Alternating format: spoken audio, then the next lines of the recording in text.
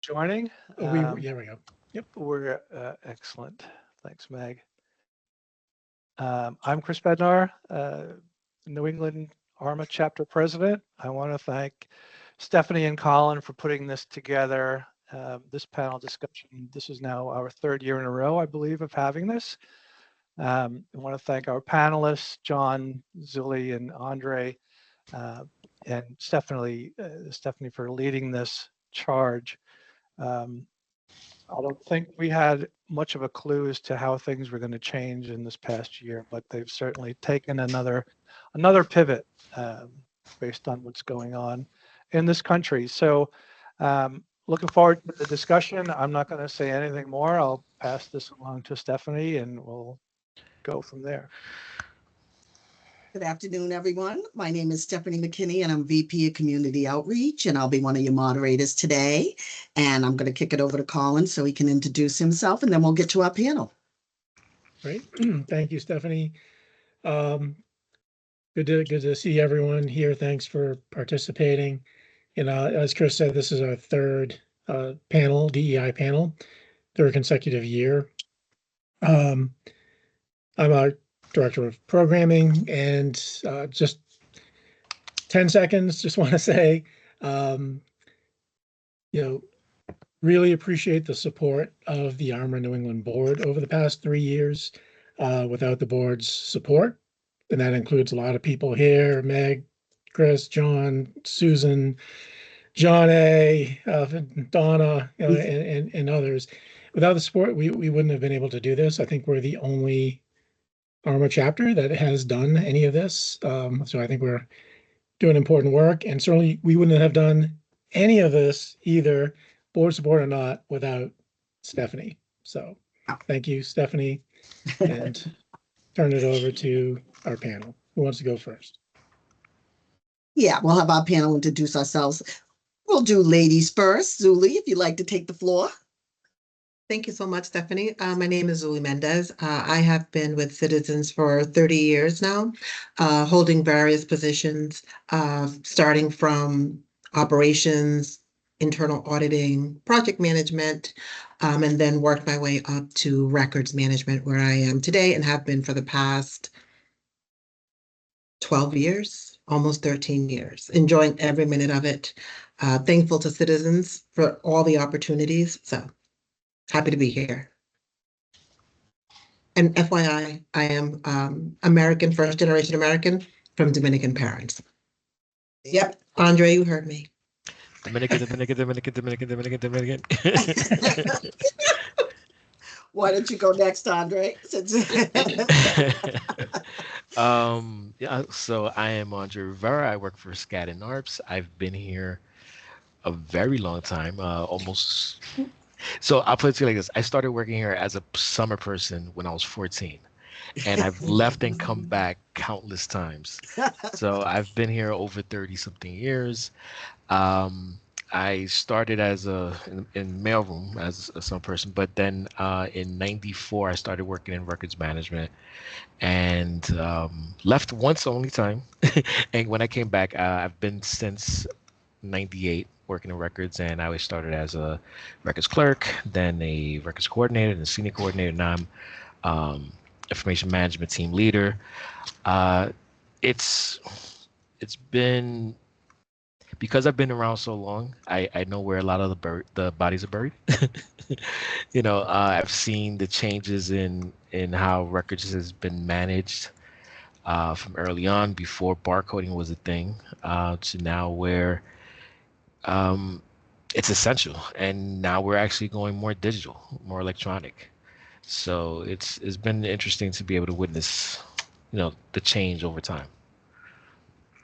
And I'm Puerto Rican, which is why Zuli's mentioned I'm Dominican. I'm Puerto Rican. There's always that rivalry, even though my best friend is Dominican. So I had to hand it off to you, Andre. I had to. So it's funny because when I used to hang out with his family a lot when he was still living up in New York, I would hang out with them so much that people thought I was Dominican, because then I started speaking Spanish with that Dominican accent. So yeah. So, Thank you and so much. on to John. But my twinsy. Yeah. So hi everyone, I'm John Spencer. I'm based out of Chicago, and I work for Kemper Insurance. And like most people, took on a lot of roles with ARMA. I was in Dallas before I moved to Chicago, and so I was very heavily involved with the Dallas ARMA chapter. I served on every position within the board. I served about 3 terms as a chapter president.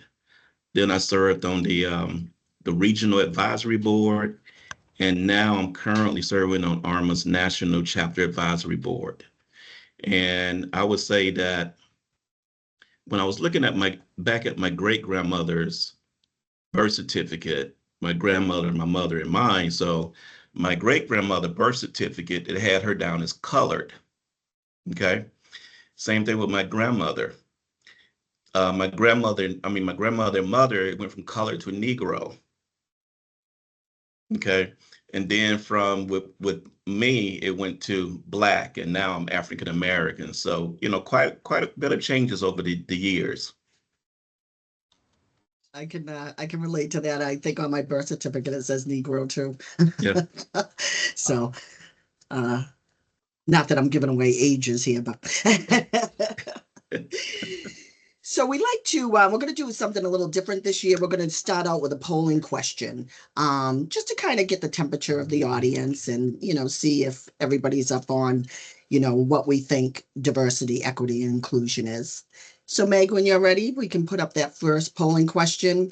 Everybody can click in, and then we'll take about a minute or two just to kind of talk about the results.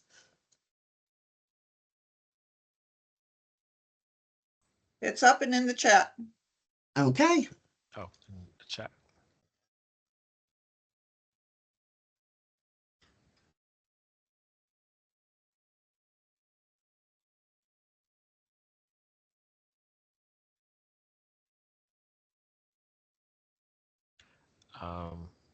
When I try to submit the vote, it says my bot is disabled. Oh, I don't know why. Might be an IT thing. let's see. Oh, it's because there's people outside of my organization, I believe. Oh, yeah, you should be able to answer.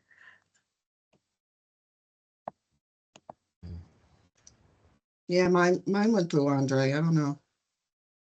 Scatting though, locking it down. Yeah. So Yeah, for some reason. we do have a pretty good response, right? 32 out of 36. So that's pretty good. Yes. All right, so it looks like a lot of people are frustrated. Well, This I is can tell you gonna- I'm frustrated. So Yeah, so that's good to kind of get the temperature of everything. So from there, we will kick it off and get started. So our first question that I'm going to put to the panel is, what is DEI or DEIA? So Zuli, would you like to start us off? Happy to. So DEI, diversity, equity, inclusion, and now the new A for accessibility is a concept practice used by organizations to recognize and value differences among people, ensure fair opportunities for everyone, regardless of background or ethnicity, right? And having that environment where all feel welcomed and respected. Very good. Andre John? it's funny. I didn't know that the A stood for accessibility until we started discussing it, because I just was familiar with the phrase of DEI because we have a DEI department at Skadden. But it was, I guess, to also incorporate anyone that suffers from disabilities. Mhm. And it's the funny thing about I mean, I don't know, I don't want to jump ahead, but to kind of go back to the whole panel, I mean, the polling, DEI was always supposed to kind of be the proactive approach from companies for the whole equal opportunity program. You know, equal opportunity program is supposed to be the law, and this was, you know, companies just being proactive about it and doing more to create inclusion, you know, and diversity and equity. You know, what it stands for, and you know, I feel it's basically the progression of it. But I have so many thoughts about this going on right now. Yeah. Well, I'm sure we're going to cover more topics. John, would you like to add a few words? Yeah, just to piggyback off of what they just said, you know, at a high level, bigger picture, it's really all about creating opportunities for everyone. That's what it's all about, you know, and DEI and A, all of this was not created to be, you know, left, right, Democrat, Republican. It's supposed to be a bipartisan initiative, you know, for everyone. And I'll get into this later, but you know, there's so many misunderstandings and misconceptions around it. You know, that's why it's such a polarizing hot topic now. But bottom line is to create fair opportunity, open the doors for everybody. And I I think, think, oh, I'm sorry. oh, no, go ahead, Andre.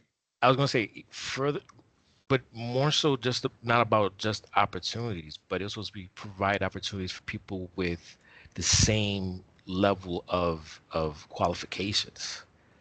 You know, it's a thing where it went from being even playing field for everyone to now people think of it as, oh, it's a handout.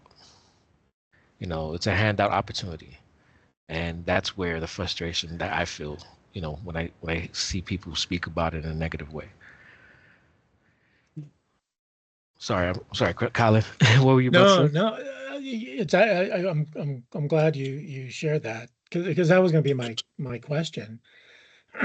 Frustrated was the highest response, so I was wondering. It could be anyone in the audience, but certainly any of our panelists too. Like, if you're frustrated or whatever, like, what are your feelings now about what's going on? What's happening to DEIA? If anyone wants to comment on that, I think it'd be interesting. And feel free to put any comments that you have in the chat also. Yeah. Or raise a hand and we can. I believe someone has the hand raised. I put my hand up, but I can kind of echo what you said in that it frustrates me, especially reading the news, which I try to avoid doing, because it's just horrendous how people are misinterpreting what it actually is supposed to be for, and how everything is getting blamed on, you know, that these people were only hired because of that, not that reason why. And, you know, I mean, I'm proud to say, and it was one of these calls that we were on that woke me up to the fact, and my whole team is actually on the call, but they're off camera. Like, I'm the minority on my team, which is rare in today's society, and that Yeah. should not be, you know, but they're the best people for the job. They're the, you know, my team is phenomenal, but too many people think that somebody got hired just because of the color of their skin, their sexuality, their disability, whatever the reason is. And it's so not true. Thank you, Susan. Any other comments from our audience? Go ahead, Donna. I would say that it's just everything's. It seems the federal government has decided to mount them all out of salt in this, Thank you, John. and it's. I'm just wondering how much of this is going to be felt in the private sector. Yeah, I think it's going to have a trickle effect. Donna? So I feel the company that I work for now has a pretty robust DE&I program, and I'm a little concerned about it. And so I'm wondering if you have any tips on what we can do to support our company's DE&I efforts to ensure they remain sustainable. I can take that one, Stephanie. Go ahead, I Jim. would say the main thing you can do to support it, and this is going to be on a slide that I'm going to have, is that it starts with creating a level of awareness. It's creating that level of awareness. It's also having that level of empathy to really understand what DEI and A is. Because again, a lot of the challenges that we have right now is that no one understands or misunderstands what it really means. A lot of people don't even know what DEIA stands for. And so when you look at what it stands for, diversity, equity, inclusion, accessibility, and then some people talk about, well, it's race. Well, which one of those things are racial? Is it the diversity part? Is it the equity part? Is it the inclusion part? Is it the accessibility part? And we'll get into this more, but Donna, to really just get into more, create the awareness and just be an ally, try to educate people on what it really means. Can I just add one little thing? We had a function for celebrating Black History Month, and there wasn't a lot of people who attended yesterday. And I think whenever there is a function put together, people of all should show up and um, engage. Support. Support isn't just speaking positively of it. It also means engaging and attending, because it has to be seen that, oh, other people are supporting this as well. That's something that, like, I went to it. I was running a little late because I was busy in a case room, but when I got down there, I was like, wait, this is over already. It was to go on till 4:30, and it's 4 and it's over. So things like that. It's I feel like sometimes people look at a DEI event at a company for Lunar New Year, but then people think, oh, only the Asian employees are going to show up for that. No, everyone should show up for that. Everyone should support each other. It should be engaging with each other, not just with things that apply to you. So, And that kind of goes to what John was saying, right? It's not just about the positions. It's also about learning about each other, having compassion for each other, going to other functions, not just specifically to yours, right? You're supporting your colleagues, you're supporting your peers, you're supporting, even if you have no understanding, no knowledge about it, you will.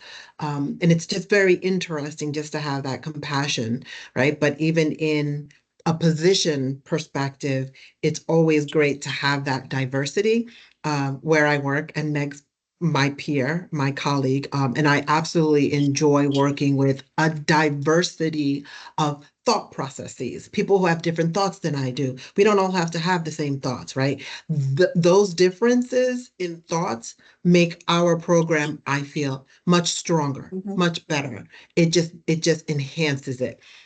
We come together pretty frequently to build out a program, build out anything. And, we may not all agree, but those disagreements, we're like, well, what about this? And we compromise and we come to an agreement, right? But that can't happen if we're all of the same mindset, right? There has to be differences to make it better.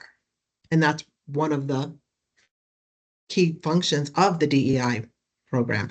At Citizens, we don't have the A so much. It's really DEI. So I apologize if I don't say A, but we're primarily, it's DEI. So. Thank you. I wanted to say that I did add the A because I am noticing in some different atmospheres and different companies, they're starting to use that, or you can add B to belonging also. So we are, I think in the DEI world right now, they're playing with different wording too, but I'd like to jump in and say on that too, as you're all saying, allyship is a huge positive. Here at SCAD, and we have 8 different professional staff DEI programs, and then of course we have quite a few across the board, probably 20 or more for the attorneys. And we've just come into the year for professional staff. And I'm in all kinds of groups. I'm showing up with the Asian group and the Black group, and I'm over in the disability group. I just keep jumping around because it's great, you know, and I'm meeting. I've been at the firm for 34 years, but I can't tell you how many people I've met in the past 2 years just by, you know, joining different groups. So, allyship is a big thing also. And I did want to point to the comments section. We have a lot of comments coming in. So if everybody wants to take a look at those too, and if anybody feels like that's making the comments, if they like to come off camera or mic, please feel free. But we are seeing your comments in the group. Yeah, I'm glad you pointed that out, Stephanie. There's some really excellent comments Yes. in the chat. And And I just Yeah. I had a quick question from one of those comments from Sean Coleman. I don't know if you want to answer in the chat or speak live, but so you're talking about being directed to remove metadata and delete digital assets that relate to DEIA. What I was wondering is your role in the government or is it private sector?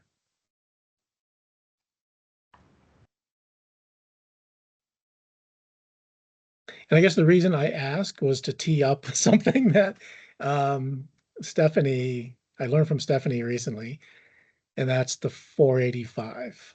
If you want to speak to that briefly, Stephanie, or yeah, real quick, the number 485, you might think, oh, you know, what is that? So that is 485 companies out of the Fortune 500 companies are still committed to DEI in these companies. So, you know, we keep hearing about, you know, a lot of companies are rolling back. It sounds like they're trying to roll back on their diversity and equity, but they're talking about keeping inclusion. So to me, it seems a little funny, you know, you're going to keep the inclusion, but you can't have diversity and you can't have equity. And to me, equity is, you know, being invested in your companies, being invested in your private sector. So even though we're hearing a lot of this negative information, just remember, out of the Fortune 500, 485 companies are still very committed to DEI. So, and I think right now in this uncertain time, you might see a few more fall from that, but I think people are, you know, committed to this. So, you know, the numbers could trail, but you're seeing the same 20 companies. That's what they keep pumping out to you, keep pumping out. So, I mean, it looks like those companies understand the representation matters. yes. You know, the other ones feel like, oh, well, it's not that big of a deal because, you know, maybe they feel like, you know, the Opportunities Act is enough. So why put effort into that, you know? But it really does matter. Yes. You know, I remember, you know, seeing, you know, when I was young working here, seeing a Spanish surname on an attorney's office and having a sense of pride that I was like, oh wow, okay. You know, so it you know, it's there's so many different levels to it. And Colin, I think Sean replied in the comment in the chat. yeah, yeah. Thank you for that, Sean. Appreciate it. So it does seem to be most of the chaos around this and the attacks are on the Governmental side. government side, yeah, Yeah. sadly, which has tentacles, right? Yes. Where Sean works at a university. Yeah. Paula, did you want to hit off the second question? Would love to. Thank you, Stephanie. John, I was wondering if you could, I know, elaborate a little bit more around the misconceptions of DEIA. I'll be happy to. So Thanks. if someone can bring up the first slide for me. Sure thing. Thank you.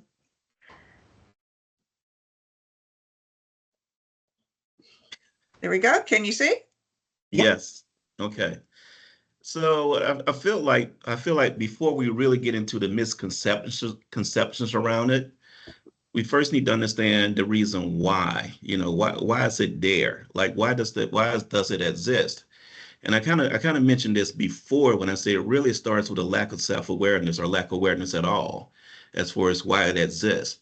Because, people now just get click bites or clickbaits, with a topic, and then they take that as the gospel without really understanding what it means, and especially people put fear around it, right? So if you don't know what it means and all you hear about, well, they're going to prefer other people over me, that creates a tone of fear, like I'm losing something. It's very polarized, a lot of misunderstanding. And it is very important for everybody to focus too on that last one, where it talks about racial diversity is often highlighted, ignoring the other parts of inclusion. And as you look through the items in that gray box, DEI and A is more than just about race, right? There's so many factors that fall under it, but all you hear is the racial component, because that's the one that creates fear, right? It's the one that's a hot topic. But when you look at age, right? Age doesn't care about race. Age doesn't care about your politics. Age doesn't care about your religion. It doesn't matter. The same thing with, being a parent, working mothers, working dads. So I just want to talk about that. We really need to understand that when we say DEI and A, it's not just about race. It's all these other factors that go into it that you never hear about or is never highlighted. So now if you can go to the next slide. So just want to bring up now a lot of the misconceptions around it. One of them we already talked about a little bit is that it means hiring unqualified people. They didn't earn it. Lower the standards. It's not about merit. Well, I think someone mentioned before too that now the way it's being set up is that anyone that was hired before this current administration, people gonna start looking at them like, okay, they were a DEI and A hire. People gonna look at me and say, well, you got your job because I'm Black, or someone got a job because they're Hispanic, or someone got a job because, they're a woman, right? That is further from the truth. DE&IA is to open the doors and make it opportunities for all highly qualified people. And so I'm not going to go through all of these. You can read through it, but I just want to now open it up for, questions and comments around a lot of the misconceptions around DEI and A.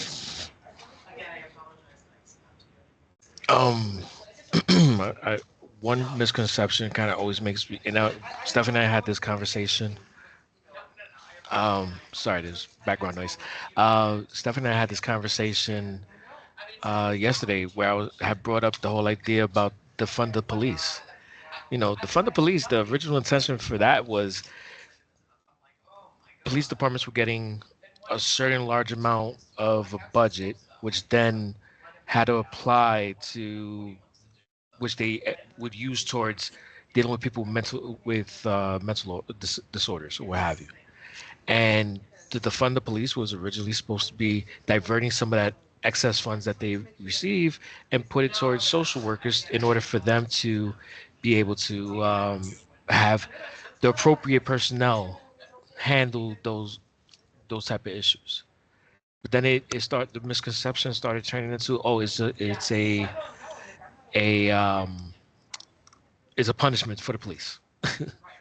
you know so it's so many things that have been changes over and over and over again. you know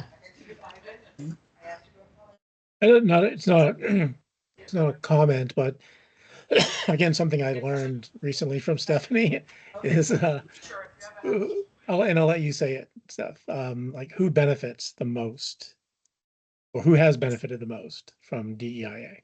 So white women have benefited the most from DEI. They were, the way it has been set up, it was a way for women, particularly white women, to move up into more management positions, to be seen more. So, you know, sometimes with these misconceptions, again, they're thinking, again, it's race and it's, you know, only benefiting people of color or, you know, and I'm glad that you had put the religious on the chart too, because I think sometimes we forget that, you know, even the religious fields are going through the same problems, and not talked about a lot. So, you know, that conception of, you know, it's just for multicultural people, it really hasn't been. The, you know, diverse culture has not benefited the most from this.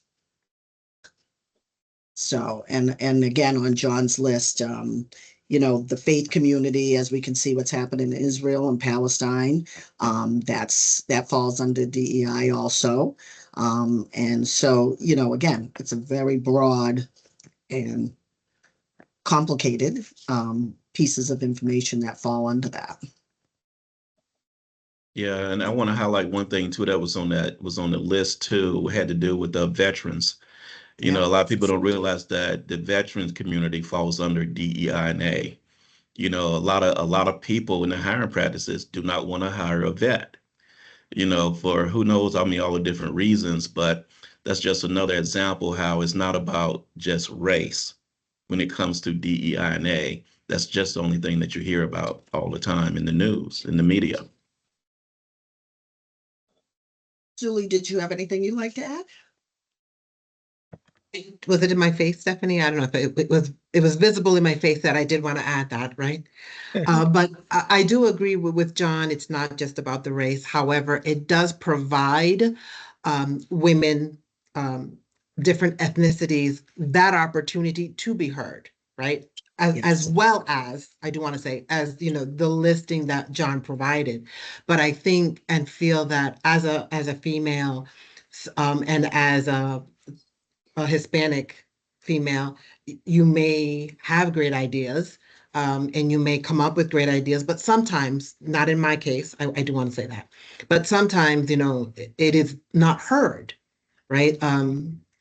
Other voices are heard much louder, right? And I think that this initiative, the DEI and A initiative, benefits all of us. But I do think it does benefit those voices. I'll say it that way, right? Those voices that have been muffled, those voices and thoughts and brain power that have not been heard. Again, from a female's perspective, a Latin female perspective, I think it's beneficial. But again, there are other voices. Right? There are definitely other voices that are not being heard, but I think this definitely provides that platform for all voices to be heard. And something else to add, because you hear so much about getting positions based on merit. And so a lot of times, you know, I talk to people, I say, well, define what that means, right? What do you mean by getting hired just on merit? Because when it comes to people making decisions, it's not going to just be on merit, because we all have our unconscious biases, you know, when it comes to conversations. You know, we're emotional. We can't take the emotion out, so we're going to have biases. There's no way you can just say strictly on merit.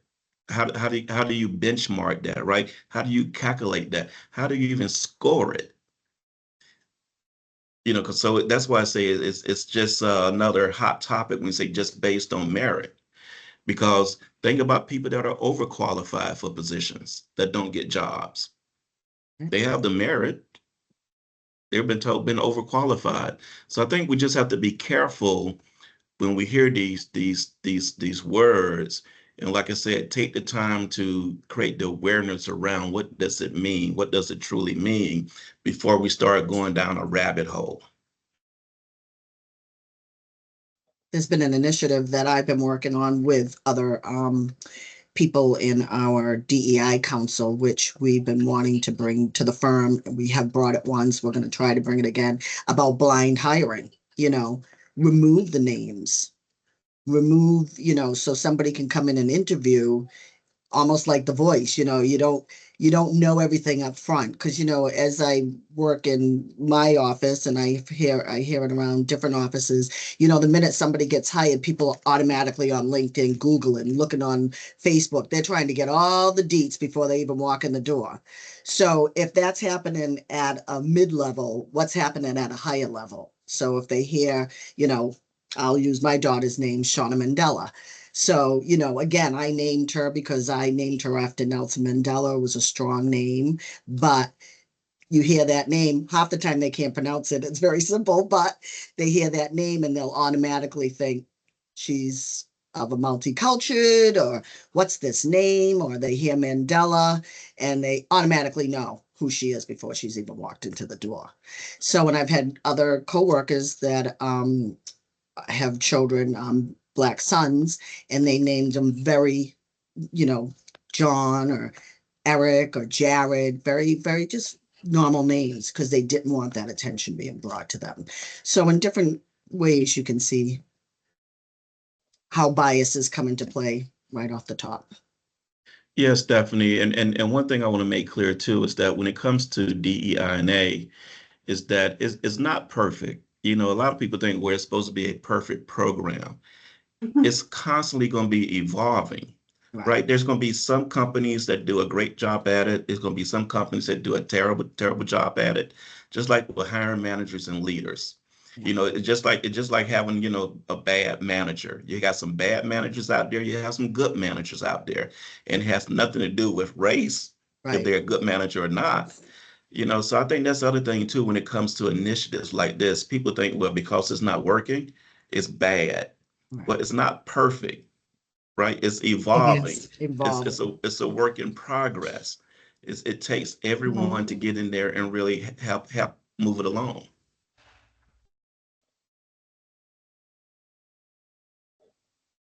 Any other comments from the audience? Our chat is working right along. Got some You great do have a questions question there. in the chat for the panelists. Yes. What is your greatest fear about the future of the DEIA given the current climate? And whoever would like to go first out of the panelists? Okay, I can go first on this. I guess to me, it's not, I don't have a greatest fear because I feel like we're going through a cycle. Like the pendulum switches with every administration, right? And especially starts out being very polarized because even now, diversity can't ever go away. Just look at all the people attending this session here, right? It's not going to ever go away. No. But what's happening now is just going to be rebranded. Companies now are just going to get rid of the acronym DEIA because it's so polarizing, because it's being attacked.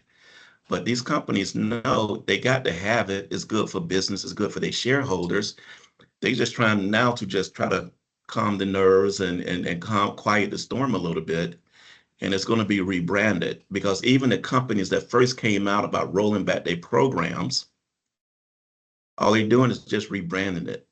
They saying it, but just a different name. So that's why I say it's not the greatest fear. It's really hot right now, but give it another a year, you're going to eventually see kind of like the same thing, just called something else, because you got to have it. You can't get rid of diversity. You can't at all. America is a diverse country. It is, but I think for some companies, right, and as we saw in the chat, right, it depends on what company, what sector you're working in. I think there is fear that while the DEI&A program was there was that opportunity, there was that visibility to ensure things happened, right?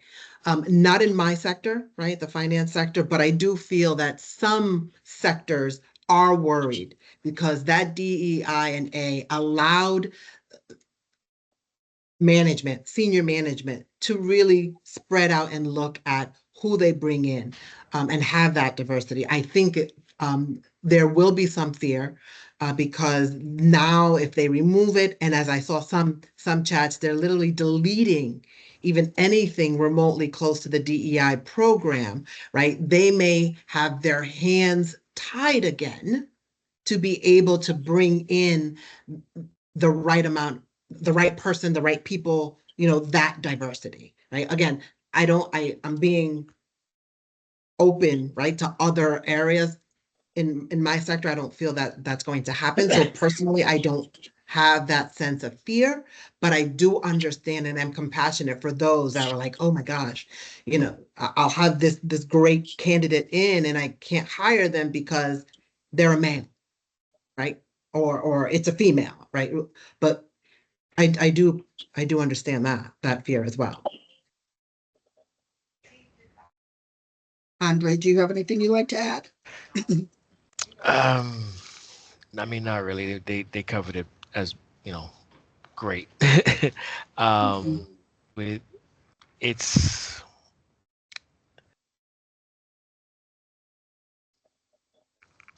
I don't really have anything else to add to it. That's okay. That's fine. It's gonna be basically repetitive. All right, I'm going to try to put in one more question. I am trying to keep an eye on the time because we like to open it up to the audience also. Our third question to the panel, why is DEI, DEIA good for companies? And will companies be able to thrive without it?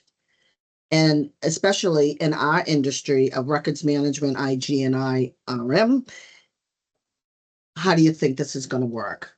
Andre, I was going to lead this one off to you first. Sure. I think it really depends on the company. We work for Skadden, and they've always been devoted to being inclusive. I mean, we still have a DEI program that is very much, robust Strong. and strong in what they do for everyone of all, sectors, for lack of a better word, or what have you. I think what's going to end up happening is that no one's going to see much of a difference at first because it's gotten such a negative connotation that it's going to take a minute for people to really realize, oh, that's the purpose, that's the reason. I mean, you hear about Amazon and I think it was there was a bunch of the top 15 basically. Yeah. They got rid they got rid of the Target, Walmart, all those companies that they got rid of their DEI departments. But there's going to be a time that's going to be a blowback. I mean, I feel like in our society we have that snap effect, or that rubber band effect, where we were at a certain point for 8 years with Obama, that we were progressing, and then all of a sudden it got to such a point that we were progressing so much that then the rubber band went the opposite way when we got Trump's first term. Then it snapped back again for Biden's term, and then it snapped back again for Trump. So it's like we're going back and forth. I think there's going to be it's going to be an interesting 3 years and 10 months because I'm counting it down. Me too. Yeah, That timeline. Yeah, no, trust me, I'm already 2 months. I'm like, really? It's been only 2 months? But as far as for our industry, I feel it's too early to kind of like predict where it's going to be. I feel like we're in an industry that whenever I've met other people that are in records management, it's very, very diverse. Will it continue to stay diverse? It's too much in the, that's going to be too much in the future to look into, but I think the representation matters, like I've said before, and it's it if we didn't have the Equal Opportunities Act, I would be more concerned, you know, where it was just the proactive effect of the DEI. But I mean, there's still that. So, if we start seeing widespread, you know, where people are just not getting opportunities, Which we will see a that little bit of. we're going to see it. I mean, it's inevitable to happen. But, it's how rampant to a point that people are going to be in an uproar. Because unfortunately, we live in a society that it takes a lot for people to start coming together and saying, hey, no, this is not right. It takes time. So I feel like I just brought down the room. So- but yeah,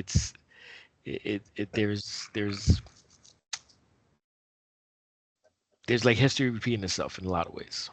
Yeah. You know, Julie, John, would you like to add to that? Zilla, you can go.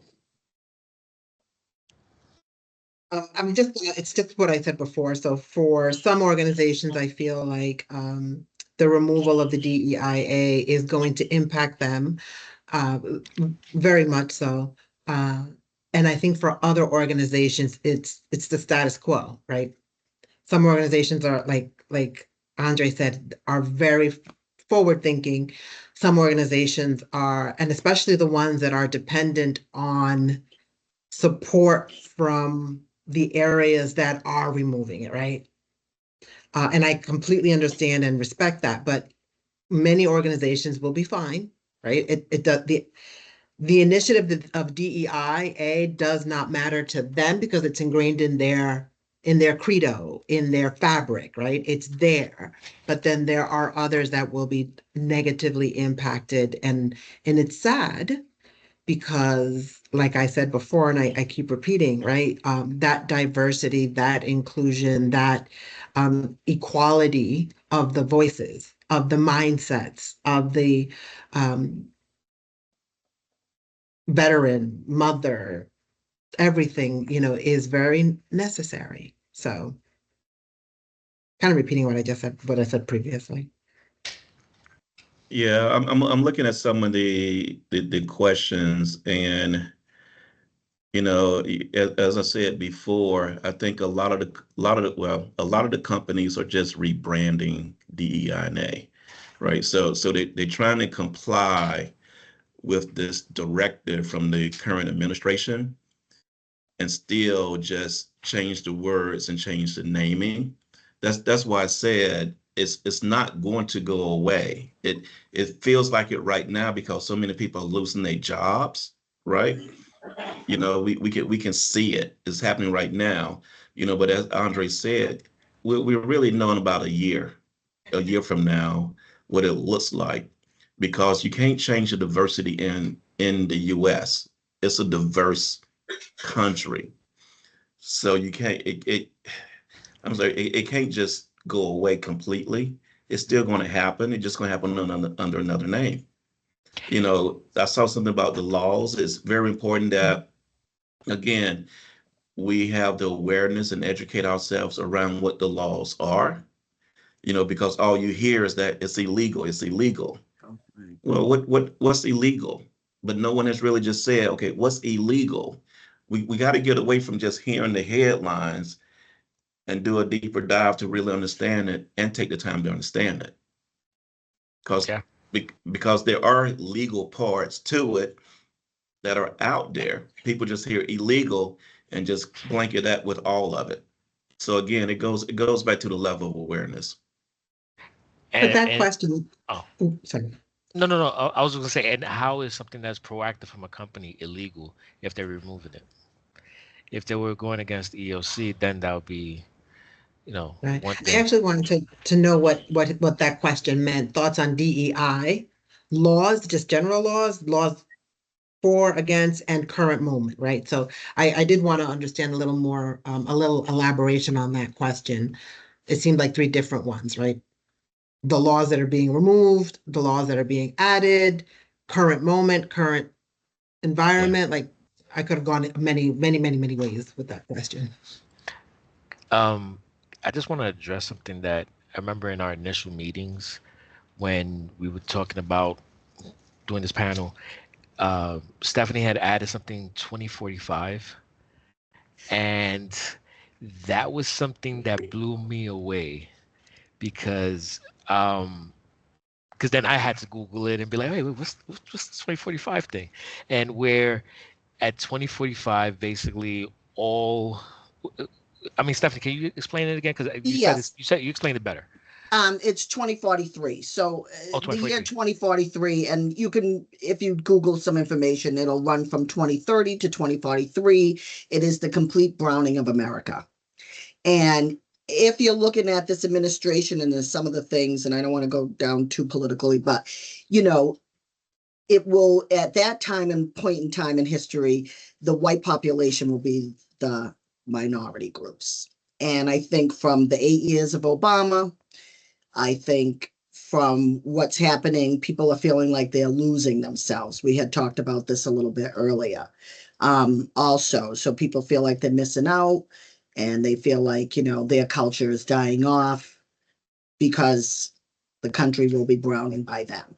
So, you know, if you look at both sides, you know, you can see where there is upheaval over that.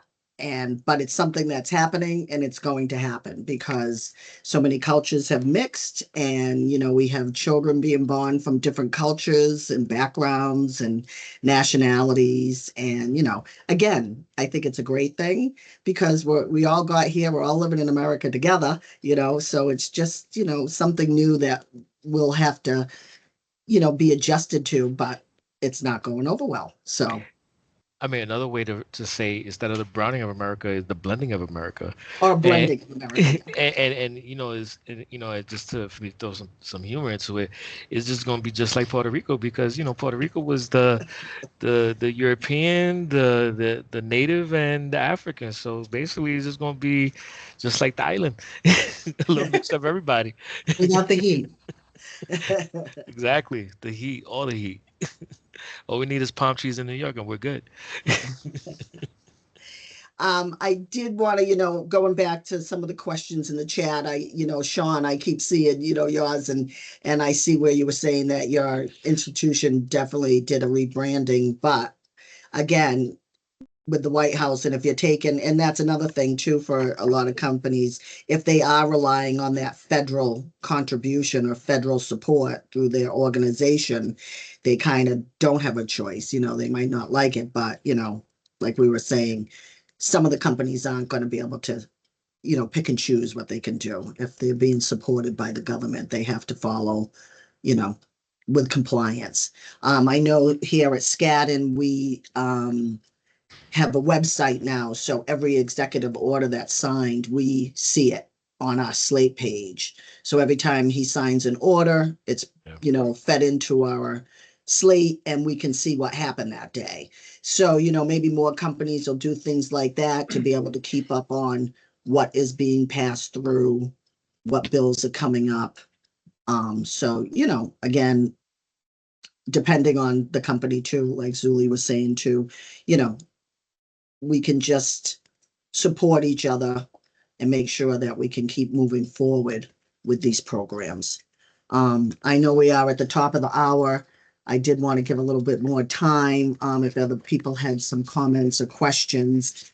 I did want to bring up that we are going to have a tea chat in another week or so to carry this conversation on further. If people like to join just to have some coffee and, you know, talk about different things. I'm sure people have a lot of things they'd like to say and information, but I had one more question. We can try to squeeze it in. If people have the time, they can stay, but Stephanie, oh, do yeah.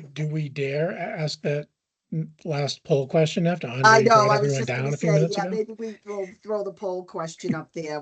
Meg, if you want to throw that last one up in the chat, after our talk. Sometimes an hour is not enough. Yep. It's in there for people who want to answer, so. Yeah, so we did have the last polling question just to kind of see how the temperature of the room is now. Oh, good.